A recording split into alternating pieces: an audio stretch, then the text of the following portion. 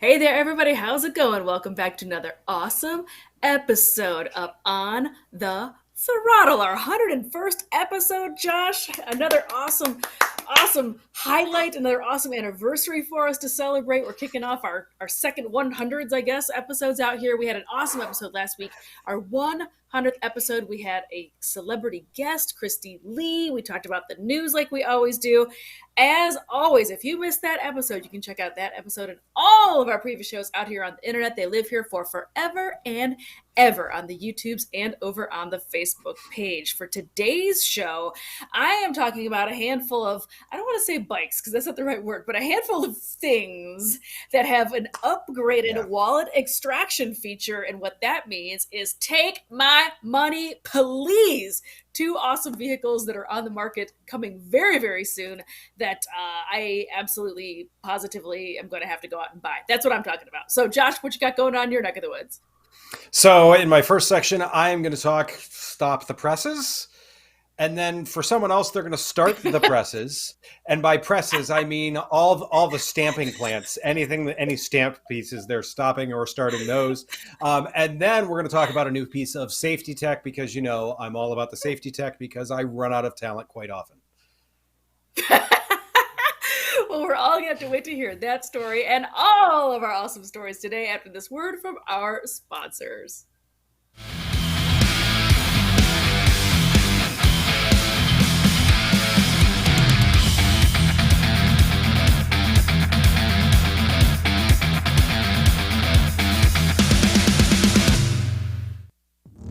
They tell you, wait your turn. Don't push. Stay in your lane. Be sensible. Keep it steady. Follow the crowd. Be logical. Dial it down. Stay consistent. Take no risks. Some of us just say no. Welcome to the Racing Squad.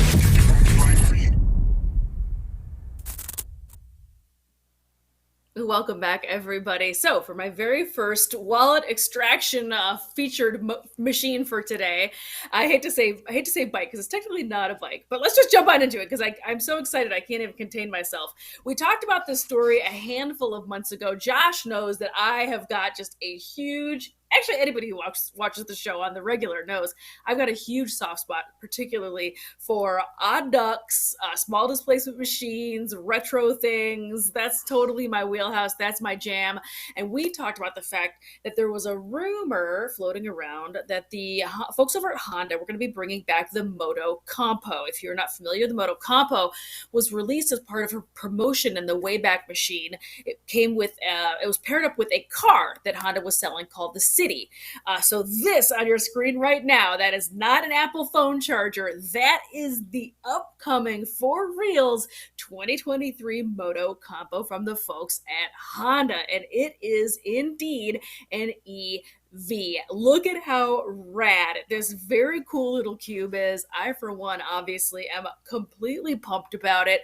Next slide, please, Miss Ashley, because what I want to talk about is here's where it's kind of coming off of. This is its the origins of the Motocompo. As you can see, it is parked right in front of that very cool Honda car. The whole idea behind it was kind of like the final mile for commuters. If you were driving in a, busy city center and you had to park far away from where you were going, you could fold this little bad dog Motocompo up, and pull it in and out of the trunk and then scoot your way to wherever you were heading. An idea way, way, way, way, way ahead of its time. These have now become completely bananas collectible, so I am totally obsessed with them. But they've rebooted it for 2023. It is real, it is live, and it is kind of even better. It's EV. And the reason I say kind of even better is because if you're going to fold something up and throw it in your trunk, the last thing you probably want it to have is a bunch of gas or oil in it. So the fact that this is EV even tickles my fancy even more. Let's go ahead and jump on into the details about the new Motocompo. So the Motocompo will be arriving at Honda and Acura car dealerships in November as the modern day version again of that iconic Motocompo. The Honda Motocompo was produced from 81 to 1983. Again, it's a compact foldable form factor for easy storage. As I said, you could fold this whole thing up and throw it in the trunk of your car. Very, very neat, very cool thing. Again, it is fully electric. It does kind of remind me of an Apple product, which I think is really, really funny, but I do love the design of it. I think this looks super, super cool. And then more importantly, the Motocompo will be sold online at motocompacto.honda.com or at Honda and Acura car dealerships. Drum roll, please. For $995. Like its predecessor, the Compacto has a compact foldable design measuring 29.2 by 21.1 by 3.7 inches wide when fully folded and weighing 41 pounds. The Moto Compacto can be easily stowed in the trunk of a car, even carried onto public transportation. This has a claimed top speed of 15 miles per hour, which I think is plenty enough to kind of scoot around from your car to your office or wherever you're headed. I think that this is super cool. The OG weighed 99 pounds with a full 0.58 gallon tank, which is more than twice this version, just to tell you how easy it is to fold up.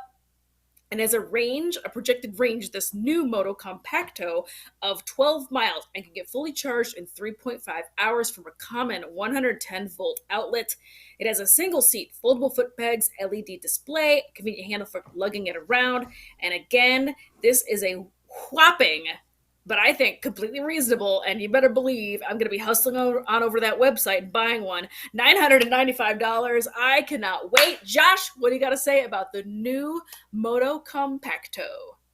It looks markedly similar to, without the human to scale, it looks markedly similar to the stack of business cards I hold right here. No, to me, it's a cool little idea. The one thing that I don't know about with this is if it will charge with 12 volt. Because then, yes, that would be so cool. Just plug it into the cigarette lighter of the car, or USB port in the car, and let it do its thing. That to me would make it just be the ultimate Honda accessory. I mean, I think they did it right because it's got that same foldable handlebar, foldable seat thing that the Motocompo had before. This is not Honda revolutionizing transport. This is Honda saying, hey, we're going to ride the wheels of something that we made in the late 70s, early 80s and have some fun with it. And I think they're going to have a blast with it. Yeah, I think it's a hoot. I can't wait to get one to throw into my camper van. And you're right. Yeah. A 12 volt adapter will definitely be on board with that purchase as well. If it doesn't happen to come with that, which it probably doesn't. I mean, just to keep it at that price point, they want you to go buy your own $30 or $40, right, charger or whatever. But I'm here for it. This is a yes for me, and I'm going to be clicking over to that website as soon as we get done with this show. Josh, what do you got going on in your neck of the woods for your first story? Yeah, I can't blame you. So first off, we had some interesting news from BMW. BMW came out with a stop sale on anything that has an internal combustion engine, which is pretty much everything that you see here in the stop column. And everything you see in the go column is their electric scooter. So this is kind of a big deal, a big interesting thing. And as I started to dive into this is where this gets really, really tricky. This is not only a stop sale for new bikes. This is a stop sale for used bikes. And I wasn't able to find the range, but if you are a BMW dealership, everything right now is parked on the dealership floor. So what there is this is an emission. And as soon as I heard this, BMW was very quiet about it initially. Now they've started to release some more information about it. And it's kind of what I figured it would be. It is an emissions related issue. Why are they having such a big reaction to the emissions related issue? Well, remember a couple of years ago with Volkswagen, with Dieselgate, they took a couple of $1 billion hit because of that. So BMW, I think, is acting proactively like, hey, one of our suppliers messed up. We're going to handle this. Chill out. Don't kill us. So I think that's what BMW is doing. It's nothing safety related. If you've got a BMW, ride it. enjoy it, just realizing that some more dinosaurs are leaking out into the atmosphere that you had thought before. The CEO 4 will still be going out there. BMW is currently investigating, and they said it is a problem with one of their suppliers. A fix is going to be coming very soon. To me, it's probably a part that was used, an incorrect valve in an evaporative canister is what I'm willing to bet it's going to be, but we'll have to wait and see what's going on with that. So that covers some of the bad side of the news. Let's go to some of the good side of the news. And Ashley, if you can hit the next slide for me, it is official. The Transalp is coming to the US. Yes, I'm glad about this. Now, Honda has done a number of interesting things with this, and kind of going to dive into just a couple of them here. In the US, it's very much like a Ford Model T, because as you see here, it is any color you want as long as you like black. So that is the only thing that is going to be available for it. There's a few other things that I found interesting with this so Honda knows what space they're in, and we've all seen, I mean, any of us in the adventure space have watched videos of people in Europe riding these bikes. And we all realize that this is much more of a road geared adventure bike than it is an off-road geared adventure bike. And we're okay with that. Knowing that, we all knew that Honda, I mean, before it came out, we all said Honda needs to bring this in under 10 grand for this thing to be a success. And they did by $1. So it is $9,999 as the MSRP on this. Ooh. Now, the reason why we said that is when you compare this, the V-Strom DE is $11,349. The Yamaha Tenere 700 is $10,499. So if we can go to the next slide, please, Ashley. Here's where I think Honda did some of this. If the problem is the $500 that you're going to save on a Tenere, I would suggest buying a skid plate before you ever leave the dealership, because when you look at the position of the exhaust, the oil filter, and the oil sump, those are all kind of hanging out there just waiting for a tree branch, a rock, a curb, small child, whatever it is that you hit in your lawn that is going to take one of those things out. So to me, Honda did manage to come in under 10 grand. But the question that I have with that is at what cost? That's kind of the interesting part about this. So Honda, as we look to the next slide, imagine this. Honda has a whole slew of accessories available for this. We know that the European aftermarket has already latched onto this bike and is making everything possible that they can for it. This bike has already proven to be a big hit, comes in at a great price point. It's going to be a great working bike for people. I just found a couple of those things interesting. I'm glad that we're getting it. Jacqui, in terms of stopping the press and then for the BMW and then restarting the press to make skid plates for Honda, what are your thoughts? Well, let's start with the first chunk of news. The BMW stop sale has been absolutely burning down the interwebs since it was released within the last handful of days. You're right. There was a phone call to all of the dealers for them to jump on. So there is not really like a written note from BMW per se. Nope. There's like a tiny little bit of press release notes. But they are saying that it has absolutely nothing to do with safety. You could still ride. Right. So just to reiterate that point, this has everything to do from all the digging I've done on the internet and all the gossip mongering that I've been looking at. It has everything to do with the emissions. There's something wrong in the canister. Again, it has the wrong materials in it, or the materials have slowly been failing, or a valve, like you mentioned, or whatever. And I think they're just trying to get ahead of it. I do think that this is a really extreme measure, though, because this could have maybe just been something that they just did a recall, but recalls are even more expensive. So I think they're just trying to get ahead of it and stop more bikes going out. Yes. Well, that's the key. Until they're just trying to me, what's interesting about that. Yeah. The interesting thing about that is, to me, is BMW's got bean counters. So they had to figure out that stopping every single dealership from selling any motorcycle is the cheaper option than to paying a penalty. I'm like, oh, that's biggin'. Yeah. So it's my understanding is this does cover like early teens all the way up until Yeah. current. Again, that's totally just gossip mongering by digging through the internet and reading the forums, which take that with a grain of salt. But everybody is really up in arms about it. There is a lot of conversation about it, especially. Oh, what a bad time because the 1300 GS is right around the corner. So they're just getting kind of pounded on the internet right before this mega launch 100th year anniversary, this magical time that they're having. It's a little bit of a black eye, but they're going to keep on trucking, and safety is paramount for the folks at BMW, which is why they're issuing it. So the one thing I also will add to that, though, is that this recall is for not all of North America market, is for US, Canada only. It is not for Mexico. So that's why people are also saying that this has everything to do with emissions, because emissions regulations are much lighter in Mexico than in Canada and US. Now, on to the second part of your story.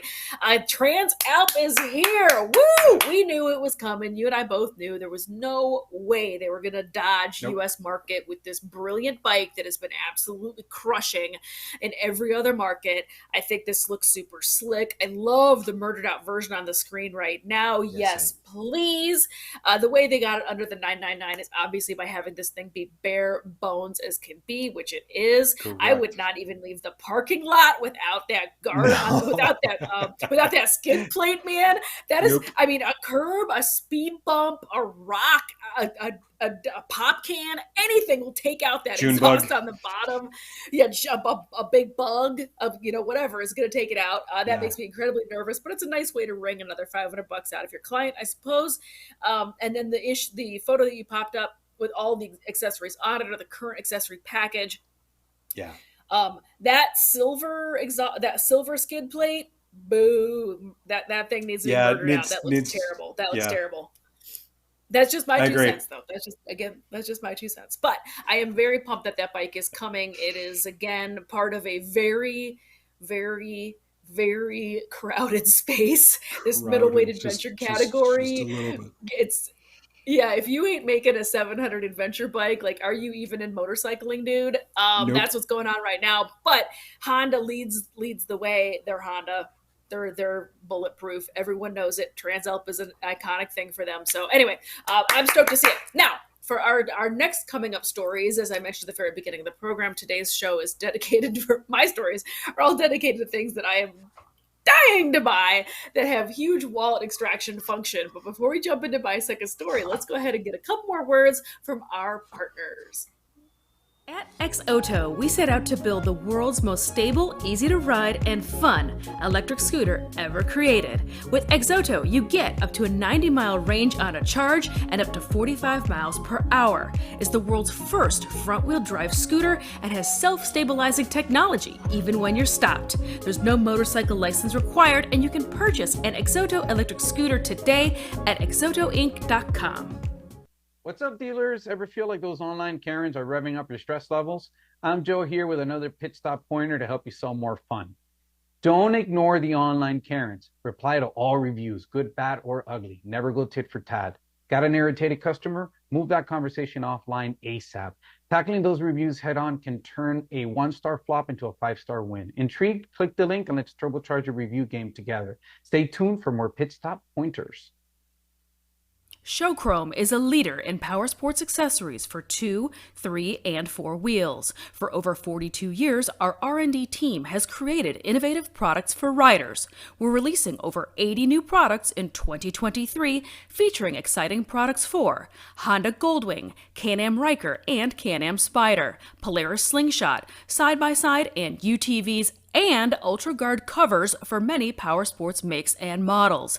Make sure you're staying in the loop. Sign up to receive new product releases at showchromeusa.com today.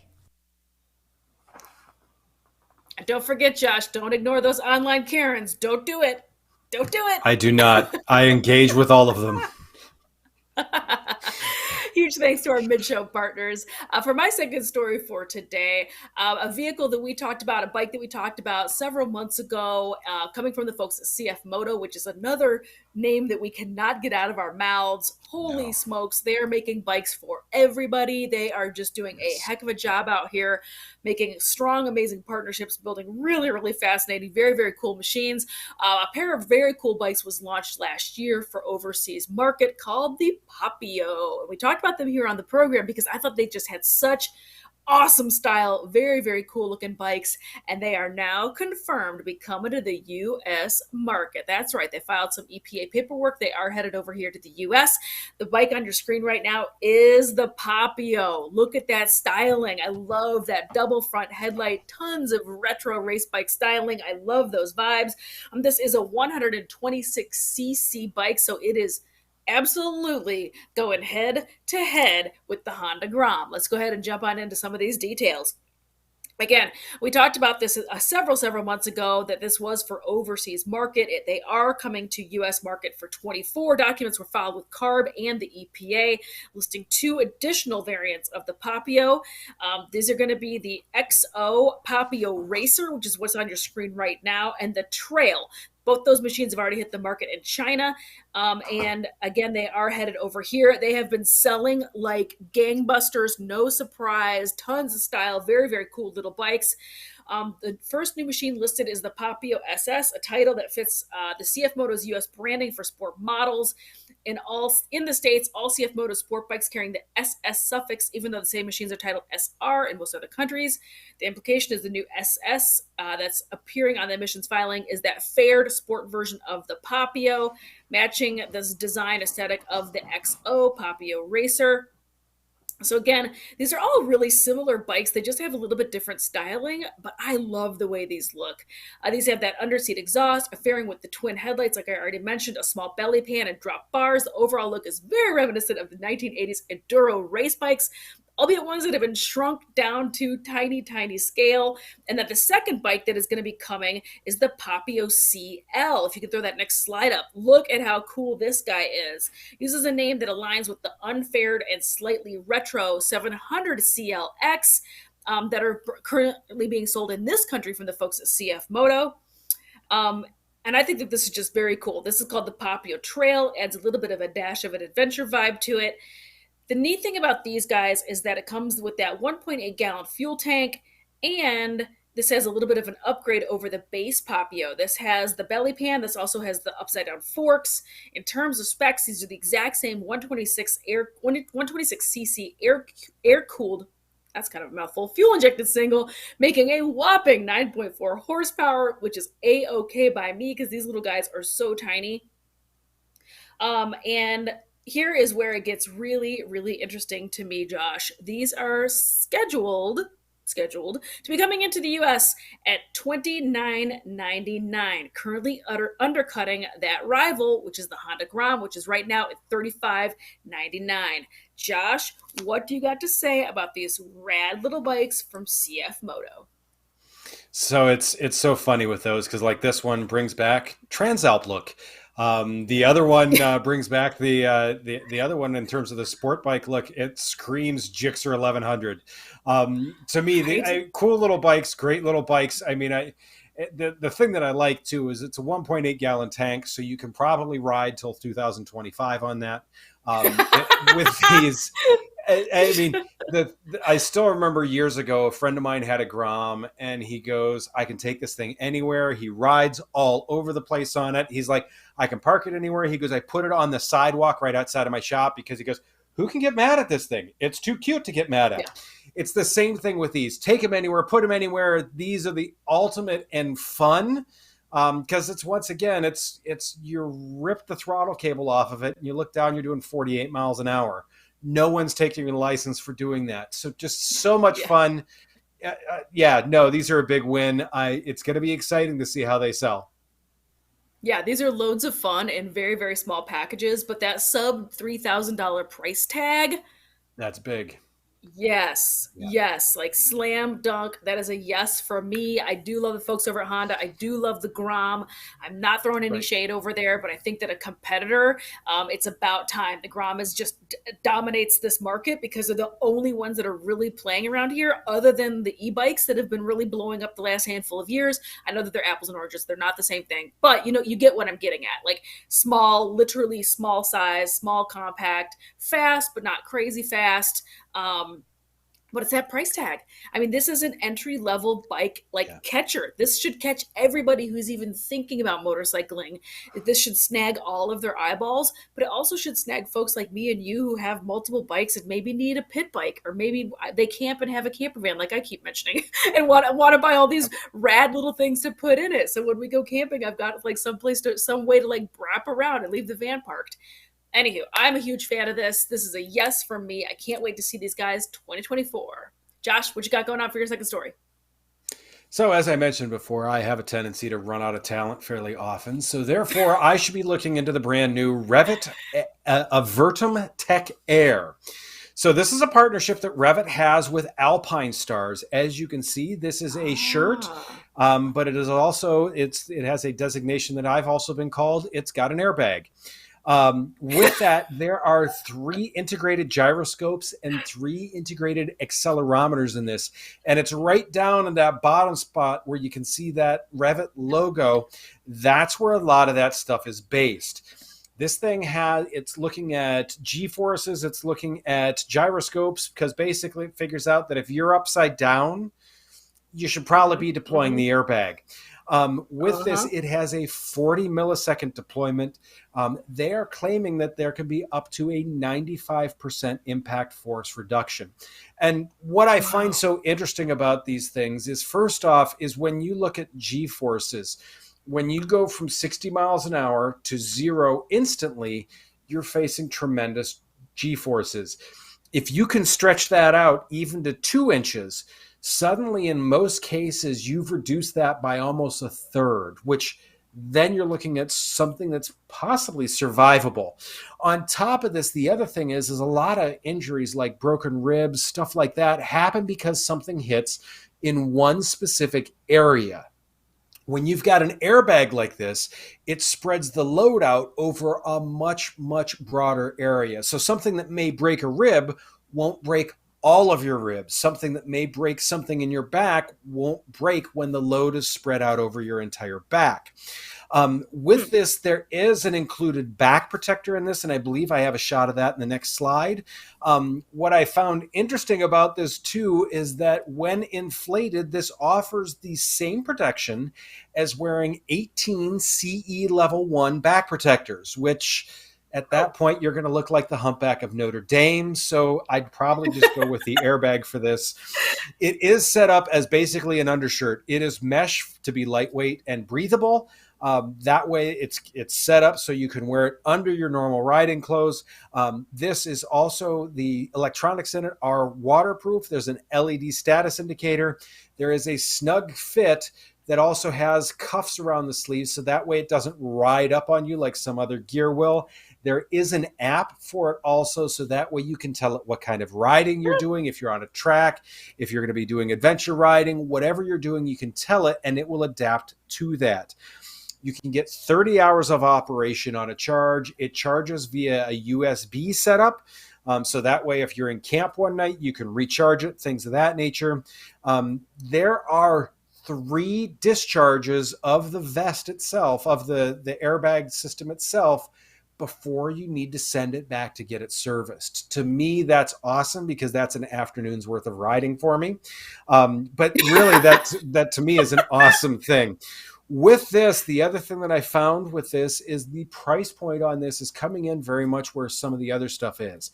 $789.99 is the MSRP on this, which I don't know if you've looked at your health insurance recently. That is a hell of a lot cheaper than even a simple visit to the ER. There are sizes for everyone. It comes in extra small to 4 extra large. It's going to be available coming up here this fall. Jacqui, you and I talk about safety gear all the time. It's one of my favorite things. Anyway, we have an activity that's not necessarily the safest thing on the planet. Any way we can make survivability and durability better for all of us out there is a good thing. I mean, yeah, I know you've got your bits to say about it, but it's just thumbs up. Yeah, it's total thumbs up. I love these products. I love that we are in the age of airbag suits and technology that is available like this.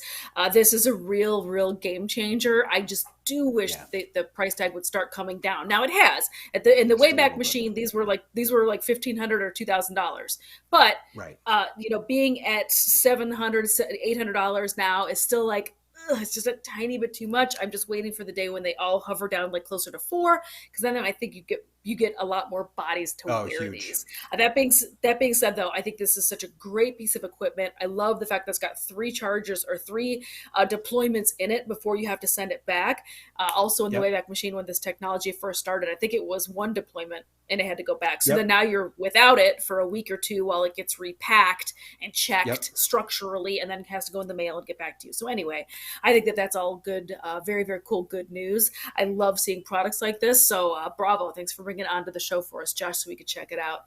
And bravo to you for tuning in to another awesome episode of On the Throttle. Thanks for watching, everybody. Have a great weekend, and we will see you next week. Ride safe, everybody.